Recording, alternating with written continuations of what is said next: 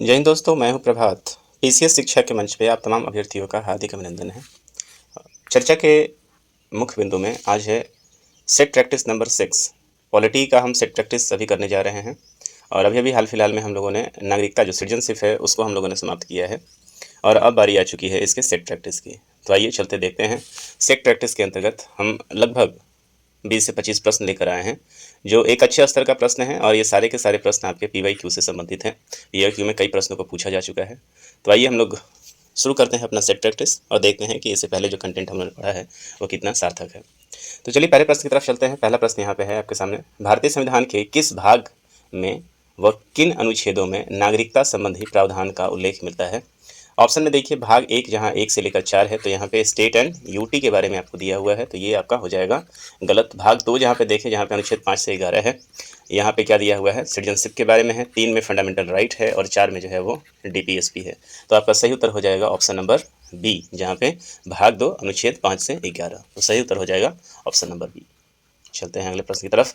नागरिकता का अर्थ है, नागरिकता का अर्थ है, ये देखते हैं क्या है। 3 ऑप्शन है मेरे पास। नागरिक को पूर्ण सिविल एवं राजनैतिक अधिकार, लोकसभा और हर राज्य की विधानसभा के निर्वाचन के लिए मताधिकार, और तीसरा है यहाँ पे संसद और विधानसभाओं का सदस्य बनने का अधिकार। तो नागरिकता का जब मैं कॉन्सेप्ट पढ़ा रहा था, सिटीजनशिप में पढ़ा रहा था, तो उसके अंतर्गत मैंने बताया था कि ये जो नागरिकता है मुख्य रूप से एक राजनीतिक शब्द है, एक आधिकारिक। इस पर आपको सिविल अधिकार भी मिलता है और इसके ऊपर आपको क्या मिलते हैं, मत देने का अधिकार। कोई भी नागरिकता जब आप अडॉप्ट करते हैं तो उस देश की नागरिकता जब मिलती है तो आपको उसके साथ साथ कुछ अधिकार और कर्तव्य मिलते हैं। तो इसके अंतर्गत जो सही उत्तर आपका यहाँ पे हो जाएगा, नागरिक को पूर्ण सिविल और राजनीतिक अधिकार बिल्कुल मिलता है। यहाँ पे लोकसभा के हर राज्य की विधानसभा के निर्वाचन के लिए मताधिकार बिल्कुल मिलता है। यहाँ पे 18 वर्ष के जब हो जाएंगे तो आपको मताधिकार भी मिलना शुरू हो जाएगा, और संसद विधानसभा का सदस्य बनने का अधिकार, जब मत देंगे तो आप इलेक्शन भी लड़ सकते हैं और साथ साथ आप उसके सदस्य भी बन सकते हैं। तो यहाँ पे तीनों ही ऑप्शन जो है वो सही हैं। चलिए आगे देखते हैं। अगला प्रश्न है यहाँ पे, निम्नलिखित कथनों पर विचार कीजिए। भारत में इकहरी एकल नागरिकता का प्रावधान है, संसद को नागरिकता से संबंधित कानून बनाने का अधिकार है, और तीसरा है एकल नागरिकता का प्रावधान ब्रिटेन से लिया गया है। आपको बताना है कि इनमें से कौन सा सत्य है। 1 और 2, 2 और 3, 1 और 3, या 1 2 3, तीनों ही। तो देखते हैं, एनालिसिस करते हैं इसका। भारत में एक हरी एकल नागरिकता है, बिल्कुल है। भारत में जो है वो एकल नागरिकता का प्रावधान है। आपको एक जगह भारत का ही नागरिकता लेना पड़ता है और उसके बाद आप कहीं स्टेट की नागरिकता, जैसे यूएसए सबों में है, वहाँ नहीं लेना पड़ता है। संसद को नागरिकता से संबंधित कानून बनाने का अधिकार दिया गया है, बिल्कुल सही है। संसद जो है वो नागरिकता अधिनियम 1955 के माध्यम से आप देखते हैं लगातार कानून बनाती रहती है, और एकल नागरिकता का प्रावधान ब्रिटेन से लिया गया है, ये भी कथन जो है वो सही है। तो यहाँ पे जो ऑप्शन हमारा हो जाएगा, सभी के सभी जो ऑप्शन है वो हमारे लिए सही हो जाएंगे, ऑप्शन नंबर डी। आगे बढ़ते हैं। निम्नलिखित कथनों पर विचार कीजिए। भारतीय संविधान में नागरिकता के अर्जन एवं परित्याग संबंधी अस्थायी उपबंध नहीं है। भारतीय संविधान में नागरिकता के अर्जन एवं परित्याग संबंधी अस्थायी उपबंध नहीं है, और संविधान का भाग 2 केवल उन व्यक्तियों की पहचान करता है जो 26 जनवरी 1950 से भारत के नागरिक बने हैं। आपको बताना है इनमें से कौन से कथन सही हैं। तो देखें हम लोग क्या हो सकता है यहाँ पे। तो भारतीय संविधान में नागरिकता के अर्जन एवं परित्याग संबंधी अस्थायी उपबंध नहीं है, है ना। तो अस्थायी उपबंध की बात यहाँ पे नहीं करता है, बिल्कुल सही है। दूसरा चीज़ आप देखें यहाँ पे कि संविधान का भाग 2 केवल उन व्यक्तियों की पहचान करता है जो 26 जनवरी 1950 से भारत के नागरिक बने हुए हैं। तो इसमें देखें आप कि संसद का जो अनुच्छेद 21 है, आर्टिकल जो 11 है, इसके तहत नागरिकता संबंधी कानून बनाने का अधिकार दिया हुआ है, और उसके अंतर्गत ये 26 जनवरी 1950 का जो है वो डेट दिया हुआ है। उसके पहले के डेट के लिए और आगे के लिए अलग क्लॉज दिए हुए हैं। तो यहाँ जो कथन आपको नज़र आ रहा है, यहाँ पे दोनों ही कथन आप देखेंगे कि सही हो जाएगा। तो ऑप्शन नंबर सी जो है आपका सही हो जाएगा। अगले प्रश्न की तरफ चलते हैं। निम्नलिखित में से कौन सा कथन असत्य है। जैसे ही असत्य आपको नजर मिल रहा है वैसे ही आप थोड़ा सा अलर्ट हो जाएं और स्टेटमेंट को सही ढंग से पढ़ें। नागरिकता के संबंधित प्रावधानों का उल्लेख संविधान के भाग 3 और संसद द्वारा बाद में पारित कानूनों में हुआ है। एक बार फिर से पढ़ें। नागरिकता से संबंधित प्रावधानों का उल्लेख संविधान के भाग 3, जैसे ही भाग 3 आया ये हो जाएगा स्टेटमेंट रॉन्ग। संविधान के नागरिकता का जो प्रावधान है वो भाग 2 में है। तो चूंकि असत्य पूछा है और बाकी स्टेटमेंट नहीं है, तो आप जो देखेंगे यदि एग्जाम में बैठे हुए हैं तो बी, सी और डी पढ़ने की आवश्यकता यहाँ पे नहीं होगी। यहाँ पे सीधा ही ऑप्शन ए को आप असत्य कर सकते हैं और आगे बढ़ सकते हैं। तो ऑप्शन ए जो है पहला ही स्टेटमेंट जो होगा इसका क्या हो जाएगा, फॉल्स हो जाएगा, असत्य हो जाएगा। इसलिए आपका ऑप्शन ए यहाँ पे सही उत्तर हो जाएगा। अगले प्रश्न की तरफ चलते हैं। भारत की नागरिकता की समाप्ति के संदर्भ में निम्नलिखित कथनों पर विचार कीजिए। मतलब भारत में नागरिकता किन स्थिति में समाप्त किया जा सकता है। तो भारत का कोई भी नागरिक केवल स्वत्व त्याग अथवा वंचक मतलब पृथक्करण द्वारा अपनी नागरिकता खो सकता है। दूसरा है भारतीय संविधान के प्रति अनिष्ठा दिखाना भारतीय नागरिकता की समाप्ति का कारण बन सकता है। तो आपको बताना है यहाँ पे कौन सा कथन जो है वो सही है। तो जरा देखिए यहाँ पे पहले स्टेटमेंट को देखिए, क्वेश्चन आपसे पूछ रहा है कौन सा स्टेटमेंट सही है। तो पहला स्टेटमेंट आप देखिए, भारत का कोई भी नागरिक केवल स्वतः त्याग वंचन द्वारा, मतलब स्वतः त्याग का मतलब खुद जो है वो अपना त्याग दे दे, पृथक्करण द्वारा अपनी नागरिकता खो सकता है। तो यहाँ पे 3 क्लॉज हैं। तो आप देखेंगे कि नागरिकता समाप्ति का जो आधार है, वंचित करने का आधार है, इसके लिए यहाँ पे 3 क्लॉज और भी क्लॉज है। जरा देखें तो यदि कोई नागरिकता धोखाधड़ी से प्राप्त की गई हो, उस स्थिति में भी यहाँ पे क्या हो सकता है। तो नागरिकता से संबंधित जो क्लॉज है नागरिकता अधिनियम 1955 नागरिकता के परित्याग, बर्खास्तगी और वंचित होने के 3 कारणों का जिक्र करता है। तो जिसके कारण यहाँ पे स्वतः त्याग और वंचन दिया हुआ है, तो ये वाला स्टेटमेंट आपका हो जाएगा गलत, क्योंकि कारण 3 वहाँ बताए गए हैं। और दूसरा जो है भारतीय संविधान के प्रति अनिष्ठा दिखाना भारतीय नागरिकता की समाप्ति का कारण बन सकता है। तो बिल्कुल है, भारतीय संविधान के प्रति यदि अनिष्ठा आप दिखाते हैं तो वो आपके नागरिकता समाप्ति का कारण बन सकता है। तो ऑप्शन बी जो है आपका केवल 2 आपका सही उत्तर हो जाएगा। आगे बढ़ते हैं। तो भारत की नागरिकता के संदर्भ में निम्नलिखित कथनों पर विचार कीजिए। क्या क्या है वो जरा उसको देखें हम लोग। तो किसी ऐसे देश के नागरिक को जहां भारतीय नागरिकों को देशीकरण से नागरिकता हासिल करने से रोका गया हो, किसी भी परिस्थिति में भारतीय नागरिकता प्रदान नहीं की जा सकती। इस स्टेटमेंट पे देखें यहाँ पे कौन से कथन सही है, आपको ये बताना है। फिर से देखें, किसी ऐसे देश के नागरिकों को जहां भारतीय नागरिकों को देशीकरण से नागरिकता हासिल करने से रोका गया हो, किसी भी परिस्थिति में भारतीय नागरिकता प्रदान नहीं की जाएगी। मतलब कोई ऐसा व्यक्ति है जहाँ पे देशीकरण वाला जो है वो नागरिकता प्रदान किया जाता है, मतलब तो भारतीय नागरिक को देशीकरण से नागरिकता हासिल करने से रोका गया हो। और दूसरा चीज़ यहाँ पे ये बोल रहा है कि वैसे लोगों को भारत में नागरिकता प्रदान नहीं की जा सकती है। दूसरा स्टेटमेंट है यहाँ पे, यदि कोई विदेशी क्षेत्र भारत का हिस्सा बनता है तो उस क्षेत्र के नागरिकों को भारतीय नागरिकता के अर्जन के लिए पंजीकरण हेतु आवेदन करना पड़ेगा। तो यहाँ पे स्टेटमेंट आप यदि याद आ रहा होगा कि हम लोगों ने जो क्लॉज देखा था भाग 2 के अंतर्गत, जो क्लॉज देखा था कि यदि भारत किसी राज्य को जोड़ता है अपने साथ, चाहे वो समझौता हो चाहे वो युद्ध हो, और उस भूभाग पे जितने भी लोग होंगे वो स्वतः ही भारत के नागरिक मान लिए जाएंगे या बन जाएंगे, तो उसके लिए आवेदन करने की आवश्यकता आपके लिए नहीं है। तो यहाँ पे जो ऑप्शन नंबर 2 है ये आपका क्या हो जाएगा, ये ऑप्शन नंबर 2 भी गलत हो जाएगा। और यहाँ पे देखिए, किसी देश में नागरिकता को भारतीय नागरिकों को देशीकरण से नागरिकता हासिल करने से रोका गया हो, तो ये भी स्टेटमेंट जो है आपका क्लियर यहाँ पे नज़र नहीं आ रहा है। तो सही आपसे पूछा है तो इन दोनों में से कोई भी सही नज़र नहीं आ रहा है, तो ना तो 1 होगा और ना ही 2 होगा। अगले क्वेश्चन की तरफ चलें हम लोग। संसद द्वारा पारित किस अधिनियम में नागरिकता के अर्जन एवं समाप्ति के प्रावधान हैं। तो इसके बारे में हम लोगों ने तो कई बार चर्चा किया है कि संसद के पास वो अधिकार है जिसके द्वारा संसद नागरिकता संबंधी प्रावधान बनाएगा, और वैसे केस में संसद ने पहली बार 1955 का प्रावधान लाया था। तो सही उत्तर हो जाएगा नागरिकता अधिनियम 1985, और इसमें बार अभी तक अमेंडमेंट 9 बार हो चुका है, जिसके अंतर्गत लास्ट अमेंडमेंट जो है 2019 का है। आगे देखते हैं, भारत में रहने वाला ब्रिटिश नागरिक दावा नहीं कर सकता है किस चीज़ का। भारत में रहने वाला ब्रिटिश नागरिक दावा नहीं कर सकता है, मतलब भारत में यदि कोई ब्रिटिश का नागरिक, मतलब ये क्वेश्चन पूछ रहा है कि भारत में यदि विदेशी लोग हैं तो किस चीज़ का दावा नहीं कर सकता है, अर्थात उसे कौन सा अधिकार नहीं मिला हुआ है। आपसे ये देख ली, तो व्यापार और व्यवसाय की स्वतंत्रता का अधिकार। हालांकि ये क्वेश्चन फंडामेंटल राइट के अंदर चला जाएगा। तो ये जो फंडामेंटल राइट है, देखिए विधि के समक्ष समता मिला हुआ है, जीवन के व्यक्तिगत मतलब आर्टिकल नंबर 21 की बात हो रही है, धर्म की स्वतंत्रता 25 से 28 की बात हो रही है। तो ये स्वतंत्रता जो है वो हमारे देश में जो हमारा मतलब फंडामेंटल राइट्स है वो देशज और विदेशज दोनों लोगों को कुछ अधिकार देता है। जो हमारे देश के स्थायी निवासी हैं उनको भी अधिकार देता है, और जो विदेश में रहने वाले हैं उनको भी कुछ अधिकार देता है। लेकिन जो विदेशी लोग हैं उनको व्यापार और व्यवसाय की स्वतंत्रता का अधिकार नहीं देता है ना। तो क्वेश्चन नहीं पूछा है, तो आपका सही उत्तर हो जाएगा ऑप्शन नंबर ए। सही उत्तर हो जाएगा ऑप्शन नंबर यहाँ पे ए। बाकी विधि के समक्ष समता का अधिकार सबको है, आर्टिकल नंबर 14 के अंतर्गत ये कवर होता है। जीवन के व्यक्तिगत स्वतंत्रता ये आर्टिकल नंबर 21 के अंतर्गत स्वतंत्र होता है, और धर्म की स्वतंत्रता जो है वो 25 से 28 के अंदर है। तो ये तीनों जो है वो विदेशियों को भी अधिकार प्राप्त है। आगे देखते हैं, निम्नलिखित में से वे कौन से मूल अधिकार हैं जो केवल भारतीय नागरिकों को प्राप्त हैं। भारतीय नागरिक कहने का मतलब कि भारत में जो अस्थायी रूप से रह रहे हैं, यहाँ विदेशियों की बात नहीं हो रही है। तो देखिए यहाँ पे 14, 15, 20, 21, 24 केवल भारतीय को ही प्राप्त हैं। 15, 16, 20, 21, 24, 25। तो इसमें से सही उत्तर जो है आप यहाँ पे 21 को देखें। यदि आप यहाँ पे क्वेश्चन यहाँ पे निम्नलिखित में से कौन से मूल अधिकार हैं जो केवल भारतीय नागरिकों को प्राप्त है, केवल भारतीय नागरिकों को प्राप्त करने की बात हो रही है।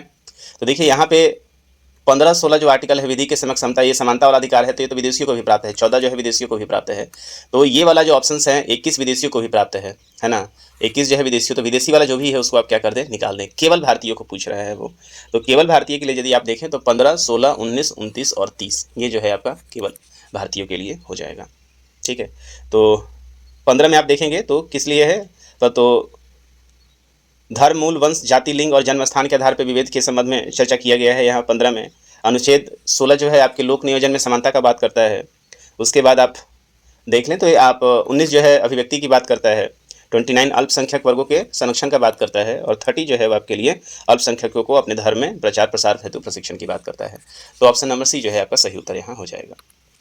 आगे देखते हैं, भारतीय संविधान द्वारा विदेशियों को प्रदत्त मूल अधिकार कौन से हैं। तो भारतीय संविधान द्वारा हमारे यहाँ जो विदेश के लोग हैं उनको वो कौन कौन से अधिकार दिए गए हैं, तो जरा देखें यहाँ पे। तो अनुच्छेद 14 समानता का अधिकार बात करता है। 20 में आप देखें अपराधों के लिए दोषसिद्धि की बात करता है। 21 दैहिक स्वतंत्रता, 21 ए एजुकेशन की बात करता है। 22 में देखें कि हिरासत और निवारक अनुरोध है। 23 से जो है वो, तो ये आप ऑप्शन नंबर सही जो सी है उसके ऊपर जा सकते हैं, जो विदेशियों को भी ये मूल अधिकार प्रदान करता है। आगे देखें, निम्नलिखित कथनों पर विचार कीजिए। नागरिकता अधिनियम 1955 में नागरिकता अर्जन की 5 शर्तों का उल्लेख किया गया है। बिल्कुल सही है, 5 शर्तों के बारे में हम लोगों ने नागरिकता अधिनियम में देखा है, जिसमें जन्म से और देशज वाला, तो ये पूरा क्लॉज मैंने पीछे पढ़ाया हुआ है, यहाँ पे ज़्यादा डील नहीं करेंगे। नागरिकता अधिनियम 1955 में नागरिकता समाप्ति के 3 प्रावधानों का बात कहा गया है। बिल्कुल ये भी सही है, 3 प्रावधान है जिसके आधार पर नागरिकता से वंचित किया जा सकता है। क्वेश्चन आपसे पूछा गया है कौन सा असत्य है यहाँ पे, ठीक है। तो यहाँ पे थोड़ा सा दोनों ही क्वेश्चन जो है, ये तो क्वेश्चन ये है आपका असत्य कौन सा है, तो यहाँ तो दोनों ही कथन आपके सही नज़र आ रहे हैं। तो ऑप्शन नंबर डी जो है वो आपका सही उत्तर हो जाएगा। तो ना तो ए और ना ही बी, मतलब दोनों में से कोई भी असत्य नहीं है। इस बात को हम लोग याद रखेंगे। आगे चलते हैं। प्रवासी भारतीय नागरिक ओसीआई कार्ड धारकों के संदर्भ में निम्नलिखित कथनों पर विचार कीजिए। इन्हें सार्वजनिक रोजगार के मामले में अवसर की समानता का अधिकार है। दूसरा है, ये कृषि अथवा बागान संपत्तियों का अधिग्रहण कर सकते हैं। और तीसरा, all India pre medical test में ये भाग ले सकते हैं। तो ओसीआई कार्ड के बारे में हम लोगों ने चर्चा किया था कि ये लोग बाहर में रह रहे हैं। अनुच्छेद 16 के तहत यदि आप देखेंगे, जो हमारा आर्टिकल नंबर 16 है, उसके तहत भारतीय नागरिक ओसीआई को सार्वजनिक रोजगार के मामले में अवसर की समानता का अधिकार नहीं देता है। तो जो हमारा आर्टिकल नंबर 16 जहाँ समानता का बात कहा गया है, तो ये ऐसे लोगों को भारत में आ सकते हैं, ये वीज़ा के मामले में आ सकते हैं, लेकिन इन्हें ये अधिकार प्राप्त नहीं है। इस बात को आप याद रखेंगे। दूसरा स्टेटमेंट आप देख लें यहाँ पे कि कृषि अथवा बागान संपत्ति अधिग्रहण करने का भी इनके पास कोई अधिकार नहीं है। तो ऑल इंडिया प्री टेस्ट में ये भाग ले सकते हैं। तो मेडिकल टेस्ट जो होता है उसके लिए यहाँ पे ये लोग भाग ले सकते हैं। तो सही जो उत्तर आपका हो जाएगा केवल ऑप्शन नंबर सी। तो सी ऑप्शन आपका हो जाएगा यहाँ पे केवल 3। आगे चलते हैं। निम्नलिखित कथनों पर विचार कीजिए। नागरिकता अधिनियम 1955 के अंतर्गत पंजीकरण द्वारा भारतीय नागरिकता प्राप्त करने के लिए भारतीय मूल के व्यक्ति को 5 वर्ष बिताने होंगे। तो यहाँ 5 वर्ष नहीं, 7 वर्ष का क्लॉज है ना। 7 वर्ष यदि आप ले सकते हैं पंजीकरण द्वारा, तो जब से आपने लिया है तब से 7 वर्ष आपको यहाँ पे कम से कम बिताना होगा, तब आपको नागरिकता मिलेगा। दूसरा है, कोई व्यक्ति जो देशीकरण द्वारा भारत का नागरिक है उसे कभी भी नागरिकता की नागरिकता से वंचित नहीं किया जा सकता है। तो जो देशीकरण के द्वारा लिया गया है तो कभी नहीं, ऐसा नहीं कि कभी नहीं वंचित किया जा सकता है। ये जो जन्म से हैं उसको वंचित नहीं किया जा सकता है, लेकिन देशीकरण के द्वारा जो लिए हुए हैं उनको तो निश्चित रूप से, यदि वो संविधान का सम्मान नहीं करता है, उन सारी चीज़ों में इसका क्लॉज जो है वो गलत हो जाएगा। तो क्वेश्चन आपसे पूछ रहा है कौन सा आपका सही है, तो इनमें से कोई भी ऑप्शन जो है आपका सही नहीं है। तो ऑप्शन नंबर डी पे आप चले जा सकते हैं। अगला देखिए, क्वेश्चन नंबर 15 है मेरे पास। तो देखिए, 2003 में नागरिकता अधिनियम 1955 में संशोधन द्वारा अंतः स्थापित प्रवासी भारतीय नागरिक that is overseas citizen of India की श्रेणी के बारे में कथनों में से कौन सा सही नहीं है। यहाँ पे सही नहीं पूछ रहा है, फिर से आप देख लें। पहला देखिए, ये भारतीय मूल के व्यक्तियों PIO को जो किसी अन्य देश के नागरिक हैं दोहरी नागरिकता का प्रावधान करता है। पहला आप स्टेटमेंट देख लें कि एक तरीके से दोहरी नागरिकता का प्रावधान करता है। तो क्या है, तो यहाँ पे जब हम लोग इसको दे रहे हैं तो एक तरह से दोहरी नागरिकता ही है PI जो आप देख रहे हैं। दूसरा है, ये भारतीय मूल के व्यक्तियों को PIO को जो किसी अन्य स्थान के नागरिक हैं बिना नागरिकता के OCI कार्ड प्रदान करता है। फिर से देखें, यह भारतीय मूल के व्यक्तियों PIO को जो किसी अन्य देश के नागरिक हैं बिना नागरिकता के OCI कार्ड प्रदान करता है। ये स्टेटमेंट आपका क्या हो जाएगा, गलत हो जाएगा। सही उत्तर आपको चुनना है। वह OCI को भारत में आम चुनाव के मतदान की अनुज्ञा देता है। तो यहाँ पे क्या है कि आम चुनाव वाला चर्चा जो है वो किया गया था, 2003 के अंतर्गत इसको लाया गया था और पीआईओ कार्ड को समाप्त करके ओसीआई कर दिया गया था और उसमें चुनाव को लेकर जो है बात कही गई है। तो आपका जो ऑप्शन नंबर 3 है वो उत्तर जो है आपका सही हो जाएगा। चौथा आंसर है, चौथा स्टेटमेंट है, यह ओसीआई को भारत में बिना वीज़ा के यात्रा करने की मंजूरी देता है। तो ओसीआई को बिना वीज़ा के भारत में वीज़ा की बात यहाँ पे नहीं की गई है। आपको यहाँ पे सही उत्तर के बारे में चुनना है। तो थोड़ा सा यहाँ पे नहीं, ये आपका ओसीआई को भारत में बिना वीज़ा की यात्रा की, ओसीआई कार्ड धारक को जीवन पर्यंत वीज़ा प्रदान करता है। तो ये कथन जो है ये आपका जो है वो ओसीआई को वीज़ा की आवश्यकता नहीं होती है। तो ये स्टेटमेंट ही आपका क्या हो जाएगा, सही हो जाएगा। ठीक है। और ऑप्शन नंबर 3 आप देखिए, ओसीआई को भारत में आम चुनाव में मतदान की अनुज्ञा देता है। तो ये स्टेटमेंट आपका यहाँ पे गलत नज़र आ रहा है। ठीक है। तो यहाँ पे सही कौन सा हो जाएगा, तो आपका 2 यहाँ पे सही है, 4 भी यहाँ पे सही है। तो यहाँ पे डी पे हमें जाना चाहिए। थोड़ा सा स्टेटमेंट जो है अनक्लियर नज़र आ रहा है यहाँ पे, लेकिन 2 और 4 आप जा सकते हैं। नागरिकता अधिनियम 1955 के अंतर्गत निम्नलिखित में से कौन सी रीति नागरिकता प्राप्त करने की रीति नहीं है। तो 5 तरह के रीति की बात की गई है, जहाँ पे आप वंशाक्रम, पंजीकरण, राज्य क्षेत्र में सम्मिलित होना, विदेशी नागरिकता या दोहरी नागरिकता। क्वेश्चन क्या पूछ रहा है आपसे, कौन सी रीति शामिल आपके लिए नहीं है। तो यहाँ पे विदेशी नागरिकता या दोहरी नागरिकता जो है वो शामिल इसके अंतर्गत नहीं है 5 वाले में। आगे देखते हैं, 1955 के नागरिकता अधिनियम में नागरिकता प्राप्त करने के लिए निम्नलिखित में से किन माध्यमों का उल्लेख किया गया है। तो वंश के आधार पर किया गया है, देशीकरण किया गया है, जन्म से जो है वो किया गया है और पंजीकरण की भी चर्चा यहाँ पे की गई है। तो इसके आधार पे जो उत्तर हमारा यहाँ हो जाएगा सभी हो जाएगा। ऑप्शन डी पे आप जा सकते हैं, 1 2 3 4। और एक 5वां जो क्लॉज कौन सा है, जब देश में सम्मिलित होता है कोई राज्य। निम्नलिखित में से कौन सा या कौन से भारत के नागरिक का या के विशिष्ट अधिकार हैं, मतलब भारत के नागरिकों का विशिष्ट अधिकार है। तो भारत में निर्वाचन में मताधिकार का प्रयोग, राष्ट्रपति के रूप में निर्वाचित होना, सार्वजनिक रोजगार में समानता। तो भारत कि जो भी नागरिक हैं उनके लिए जो है आप विशिष्ट देखें तो ये तीनों ही उसके लिए तो विशिष्ट अधिकार हैं ही, कोई दिक्कत नहीं है यहाँ पे। ऑप्शन डी पे जा सकते हैं, तीनों स्टेटमेंट सही है। निम्नलिखित में से कौन सा या से देशीकरण की प्रक्रिया द्वारा भारतीय नागरिकता प्राप्त करने के मापदंड हैं। तो देशीकरण के माध्यम से जो है वो कौन सा प्रक्रिया है, तो 8वीं अनुसूची में अधिसूचित किसी भाषा का ज्ञान होना चाहिए। मतलब कोई व्यक्ति जो भारत में पंजीकरण करके ले रहा है ना, तो उसके भारत की किसी एक भाषा का ज्ञान जो है वो होना चाहिए। ये बात जो है वो बिल्कुल सही है, होना चाहिए तभी मिलेगा। और देशीकरण की प्रक्रिया के लिए आवेदन करने के पूर्व 12 माह की अवधि तक भारत में निवास कर रहा हो। तो इसमें देखें आप 12 माह की अवधि से वो निवास कर रहा है, तो ये स्टेटमेंट भी सही है। लेकिन यहाँ पे कुल जो है वो 7 है, तो आगे की चर्चा यहाँ पे नहीं कर रहा है, तो पीछे तो सही है। 1 माह पूर्व 12 महीने का जो है वो क्लॉज भी आपका यहाँ पे सही है। तो यहाँ पे दोनों स्टेटमेंट जो है आपका सही हो जाएगा। और आगे भी 7 वर्ष तक रहना चाहिए, यहाँ ये भी जोड़ देना चाहिए। भारत की नागरिकता के संदर्भ में निम्नलिखित कथनों पर विचार करना है। किसी ऐसे देश के नागरिकों को जहाँ भारतीय नागरिकों को देशीकरण से नागरिकता हासिल करने से रोका गया हो, किसी भी परिस्थिति में भारतीय नागरिक प्रदान। ये क्वेश्चन हम लोग रिपीट कर गए हैं, ये क्वेश्चन यहाँ पे पहले चर्चा हो चुकी है, तो इसको आगे बढ़ते हैं। एक व्यक्ति जो पूरी आयु तथा क्षमता का हो, 5 वर्ष से भारत में एक समुद्र पारीय नागरिक के रूप में पंजीकृत हो, मतलब ओसीआई के रूप में पंजीकृत हो, और भारतीय नागरिकता के लिए आवेदन करने से पहले 1 वर्ष से भारत में रह रहा हो, भारतीय नागरिकता प्राप्त करेगा। किसके माध्यम से प्राप्त कर सकता है वो, पंजीकरण, प्राकृतिक, जन्म या किसके माध्यम से। तो सही उत्तर हो जाएगा आपका ऑप्शन नंबर ए, वो रजिस्ट्रेशन कराएगा, है ना। वो जो विधि होगी प्राप्त करने की, कौन सी विधि होगी, पंजीकरण होगी। भारतीय नागरिकता प्राप्त करने के संबंध में किसका दावा असंगत है, मतलब क्या है, गलत है। ये देखते हैं। कोई व्यक्ति जो जन्म के आधार पर नागरिकता का दावेदार है, जिसका जन्म 1 जुलाई 1997 को भारत में हुआ था और इसके माता पिता दोनों उस समय भारत के नागरिक नहीं थे। क्वेश्चन आपसे ये पूछ रहा है कि कौन सा असंगत है। तो देखिए, माता एक तो 97 में जन्म हुआ है, जिसका जन्म भारत में हो 1997 में, ठीक है, लेकिन माता और पिता दोनों में से भारत के नागरिक नहीं हैं। तो देखिए, जब भारत में दोनों में से कोई नागरिक नहीं है तो ये स्टेट फॉरवर्ड, मतलब ये कह रहा है कि यदि कोई विदेशी व्यक्ति भी आता हो और उसका बच्चे का जन्म यहीं भारत में, यदि मान लेते हैं, उदाहरण लेते हैं, कोई ट्रैवल कर रहा हो या भारत घूमने आया हुआ हो और उनके बच्चे का जन्म जो है यहाँ पे होता है, लेकिन उनके माँ बाप यहाँ पे क्या हैं, यहाँ के नागरिक नहीं हैं, तो क्या उनको नागरिकता मिल जाएगी। तो ये स्टेटमेंट गलत हो जाएगा। तो पहला ही जो स्टेटमेंट है वो क्या हो जाएगा, आपका असंगत हो जाएगा। तो आप ऑप्शन नंबर ए पे जा सकते हैं। अगले प्रश्न की तरफ चलें। निम्नलिखित कथनों पर विचार कीजिए। कोई भी भारतीय जो स्वेच्छा से भारत में युद्धरत किसी देश में रहता है, शत्रु अन्य देश ये कहलाता है। कोई भी भारतीय जो स्वेच्छा से भारत से युद्धरत किसी देश में रह रहा हो शत्रु अंदेशीय कहलाता है। मित्र अंदेशियों को भारत में अटॉर्नी जनरल का पद धारण करने का अधिकार है। आपको बताना है यहाँ पे कौन सा कथन जो है वो सही है आपका। तो देखिए यहाँ पे थोड़ा सा लैंग्वेज जो है बड़ा ही टिपिकल दिया हुआ है। सही क्वेश्चन पूछ रहा है, कोई भी भारतीय जो स्वेच्छा से भारत से युद्धरत किसी देश में रहता है शत्रु अंदेशी कहलाता है।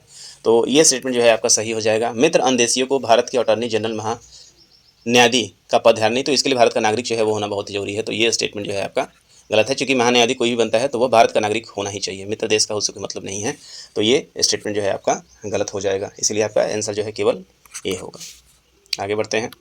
निम्नलिखित कथनों पर विचार करना है। भारत के संविधान का भाग 2 भारत की नागरिकता से संबंधित है, बिल्कुल सही है। जहाँ पे 5 से 11 को देखते हैं। भारतीय संविधान अपने लागू होने के बाद से भारतीय नागरिक के अधिग्रहण, निर्धारण और समाप्ति के मामलों से संबंधित है। क्या बोल रहा है? भारतीय संविधान अपने लागू होने के बाद से भारतीय नागरिकता के अधिग्रहण, निर्धारण और समाप्ति के मामलों से संबंधित है। आपसे क्वेश्चन जो पूछा जा रहा है कि कौन सा कथन जो है वो आपका सही है। तो देखिए ये एक डाउटफुल क्वेश्चन है। भारतीय संविधान अपने लागू होने के बाद से भारतीय नागरिक का अधिग्रहण, लागू होने के पहले से भी चर्चा होता है। सभी मौलिक कर्तव्यों को 42वें संवैधानिक संशोधन के अधिनियम के द्वारा जोड़ा गया है। तो ये भी स्टेटमेंट आपका कर्तव्य की बात हो रही है, तो सभी नहीं है, चूँकि यहाँ पे देखेंगे एक जो शिक्षा वाला है उसको बाद में जोड़ा गया है ना। तो ये भी स्टेटमेंट जो है आपका क्या हो जाएगा? गलत हो जाएगा। तो ऑप्शन पूछ रहा है कौन सा सही है, तो केवल ए जो है आपका यहाँ पे सही हो जाएगा, भाग 2 वाला। कुछ लोगों को overseas citizenship of India that is OCI की श्रेणी में रखा गया है। इस संबंध में निम्नलिखित में से कौन सा कथन गलत है? गलत की बात कर रहा है यहाँ पे, कौन सा कथन गलत है तो समझते हैं स्टेटमेंट वाइज हम। तो कृषि संपत्ति या बागान खरीदने में छूट का प्रावधान है। इस श्रेणी के लोगों को जीवन पर्यंत वीजा की सुविधा होगी। इस श्रेणी के लोगों को मताधिकार या संवैधानिक पद प्राप्त करने का अधिकार होगा। इस श्रेणी के लोगों को अनुच्छेद 16 के तहत अवसर में समानता का अधिकार नहीं होगा। ठीक है, क्वेश्चन आपसे पूछ रहा है और इसमें जो है वो कौन सा कथन गलत है ये पूछ रहा है, गलत की बात कर रहा है। तो जरा देखें, तो श्रेणी के लोगों को मताधिकार या संवैधानिक पद प्राप्त करने का अधिकार होगा। तो ये लोग देखिए यहाँ पे सामान तो खरीद सकते हैं, चूँकि वीज़ा मिल रहा है, भारत के नागरिक पहले से रहे हुए हैं, इनके पास ऑथराइजेशन है और बहुत लंबे समय से बाहर रह रहे हैं ना। तो ऐसे लोगों को चीज़ में छूट का प्रावधान नहीं है, ये बात सही है, छूट का कोई प्रावधान नहीं है। श्रेणी के लोग को जीवन पर्यंत वीज़ा की सुविधा होगी, ये बात सही है। इनको मताधिकार या संवैधानिक पद प्राप्त करने का अधिकार होगा, ये जो है संवैधानिक पद ये प्राप्त नहीं कर सकते हैं। तो ऑप्शन नंबर सी जो है ये आपका क्या हो जाएगा? गलत हो जाएगा। चलिए, कोई पद धारण तो नहीं कर सकते हैं। आगे देखते हैं। एक व्यक्ति जो पूरी आयु तक क्षमता का हो 5 वर्ष के लिए भारत के एक ओवरसीज सिटीजनशिप के रूप में पंजीकृत हो और भारतीय नागरिकता के लिए आवेदन करने से पहले 1 वर्ष के लिए भारत में रहा हो, भारतीय नागरिकता प्राप्त कर सकेगा। पंजीकरण के द्वारा, देशीकरण के द्वारा, जन्म द्वारा और किसके द्वारा? तो इसमें तो कोई भी डाउट नहीं है कि वैसे जो क्लॉज है वो पंजीकरण के अंदर ही आता है। आगे देखते हैं। भारतीय नागरिकता नहीं प्राप्त की जा सकती है। जन्म द्वारा, देशीकरण, भूभाग को समिष्ट करना, भारतीय बैंक में धन। तो ये क्वेश्चन कई बार पूछा गया है। तो भारतीय बैंक में यदि आप पैसा जमा करते हैं तो उससे आपको क्या होता है? नागरिकता प्राप्त नहीं हो सकता है। ये बात तो बिल्कुल ही सही है। 28 नंबर पर देखते हैं। निम्नलिखित कथनों में से कौन सा कथन सही है? तो भारतीय संविधान के अनुच्छेद 15 के तहत प्राप्त अधिकार भारतीय नागरिकों और विदेशियों दोनों के लिए है। सही क्वेश्चन की बात कर रहा है। तो इसमें से आपको याद रखना चाहिए 15, 16, 19, 29 और ये 30 पर्टिकुलर ये जो आर्टिकल्स हैं ये जो हैं वो मूल अधिकार केवल नागरिकों के लिए हैं, मतलब केवल भारतीयों के लिए हैं जो भारत के यहाँ पे विशुद्ध रूप से नागरिक हैं।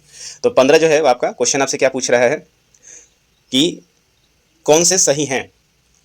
ठीक है, तो जरा देखिए यहाँ पे भारतीय संविधान के अनुच्छेद 15 के तहत प्राप्त अधिकार भारतीय नागरिकों और विदेशी दोनों के लिए हैं, तो ये स्टेटमेंट आपका हो जाएगा गलत। अगला देखें यहाँ पे कि भारतीय संविधान में अनुच्छेद 16 के तहत प्राप्त अधिकार केवल भारतीय नागरिकों के लिए हैं।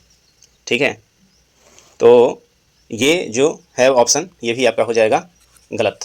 भारतीय नागरिक अनुच्छेद 21 जो है वो तहत प्राप्त अधिकार भारतीय नागरिक और विदेशी दोनों के लिए है। हाँ, तो ये जो है आर्टिकल नंबर 1 जो है वहाँ पे बिल्कुल है। तो ऑप्शन नंबर सी जो है ये आपका क्या हो जाएगा? सही हो जाएगा। चलिए आगे देखते हैं। निम्नलिखित कथनों पर विचार करना है आपको और ये अंतिम प्रश्न भी है। प्रत्येक राज्य और राज्य के भीतर प्रत्येक स्थानीय प्राधिकरण भाषाई अल्पसंख्यक वर्गों के बालकों की शिक्षा के प्राथमिक स्तर पर मातृभाषा में शिक्षा की पर्याप्त सुविधाओं की व्यवस्था करने का प्रयास करेगा, DPSP। तो शिक्षा वाला जो क्लॉज जोड़ा हुआ है उसमें इस बात की चर्चा की गई है, बिल्कुल सही है। अगला देखें। संविधान भारत संघ को यह आदेश देता है कि वह हिंदी भाषा के प्रसार व्यवस्था और उसे बढ़ाए तथा उसका विकास करे तो भारत के समसामयिक। तो हालांकि ये वाला जो है वो क्वेश्चन इसमें नहीं आना चाहिए था। ऑप्शन जो है आपके दोनों सही हैं, लेकिन इस सेगमेंट के लिए प्रश्न नहीं बनना चाहिए था।